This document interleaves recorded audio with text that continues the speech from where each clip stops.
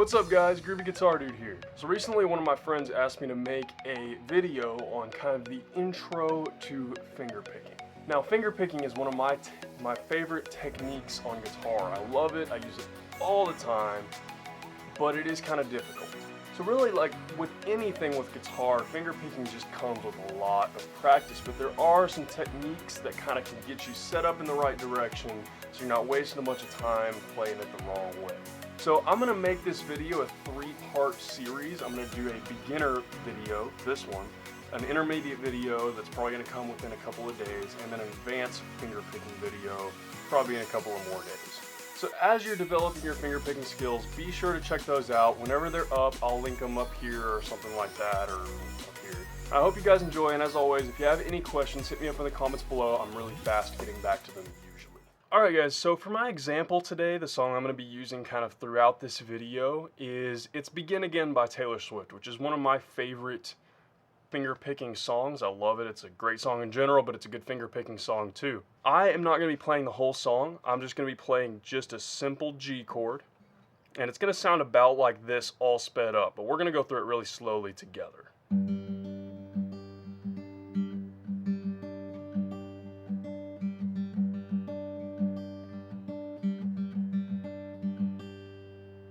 Alright guys, like I said, I'm just going to be hanging out on the G chord on this song, okay? So we're going to work on the fingerpicking technique for this, but we're not going to be changing chords. So just get comfortable with your G chord on your left hand, or if you're left-handed, on your right hand. And then we're going to work on the fingers over here, and just take a look at these specifically. So the first important thing to know about fingerpicking is where your thumb's going to go, actually. So there's probably more technical terms for this, but what I use whenever I'm teaching fingerpicking is that your thumb is always going to be your bass note. So your bass note is going to be the lowest note in your chord. Usually that's going to fall on the low E, the A, and very rarely it's going to fall on the D string. So your thumb is responsible pretty much for those 3 strings, particularly the E and the A. Beyond that, it's basically each finger gets a string. So you'll notice if you have each finger getting a string and then the thumb on the E and the A, you're still going to have a pointer finger on the D string. That's because the D string is only sometimes a bass note. Most of the time it's used as just a regular string. So we're going to go ahead and put our pointer finger on D, the middle finger is going to be G, and then ring finger is going to be B. And then last pinky is going to be high E. So you really want to keep this shape almost all the time when you're finger picking. There's going to be times when it's going to fall out of this shape sometimes, and that's okay.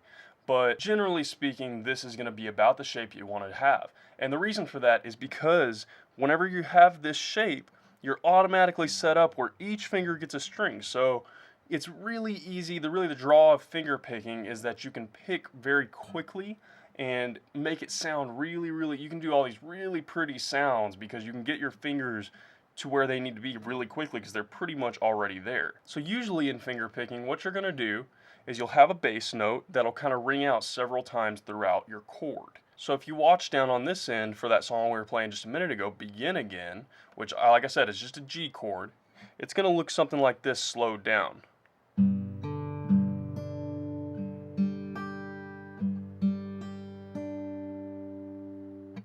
About like that. And the first thing you'll probably notice is that I hit the low E string about 4 times throughout that chord. That's an important thing because since that's your bass note, you really want that to continue ringing out through your whole chord.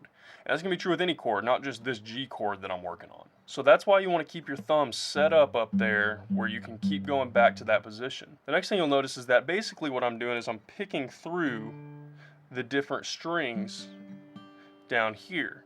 Now that's going to always vary depending on what song you're playing, but for this particular song, I'm not really teaching a lesson on this song, but just to tell you what I'm doing, I'm basically going low E, D, back to low E, B, and then back to low E, G, and then one more low E, and then E, high E, and then G. I believe that's what I'm doing. So what you'll notice is that it's picking through these bottom 3 strings, and then we're not using the A string, and we're only using the D string once. Whenever you're finger picking, especially whenever you're playing a song like this where we're just picking through a chord really simply, that's usually what you're going to be doing. You're going to pick your bass note several times in the middle, and then you're going to pick through the chords in a different order. So guys, really the best way to get started practicing finger picking is to do this with any chord.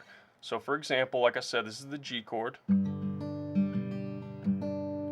Just kind of using a picking pattern kind of like that, but it really doesn't have to be specifically that. Just get used to your finger position down here, and each finger gets a string concept. And you can do that with any chord. So for example, I'm going to switch down to a D chord. Okay, and you can adjust your fingers as long as each finger gets a string. So for this D chord, I'm going to be doing a little bit differently. I'm just going to move my fingers down to where my pinky's hanging out, and then I have my D bass note, and then my pointer finger, middle, and ring is going to be on the G, B, and high E strings. So whenever you do it with this one, it's going to sound about like this. So same idea, I'm just picking through and I'm hitting bass notes a couple times in there. I'm going to show one more example of this. I'm going to switch up to the C chord. So I'm just a standard C chord right now. Alright, so going back to my each finger gets a string. We're not going to use the low E because our lowest note is going to be on the A string. Alright, that's going to be where our bass note is. Alright, so same thing I'm going to do. Okay, fast.